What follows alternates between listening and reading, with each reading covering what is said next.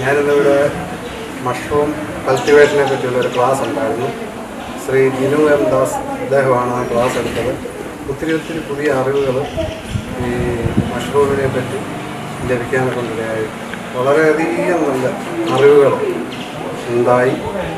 നന്ദി.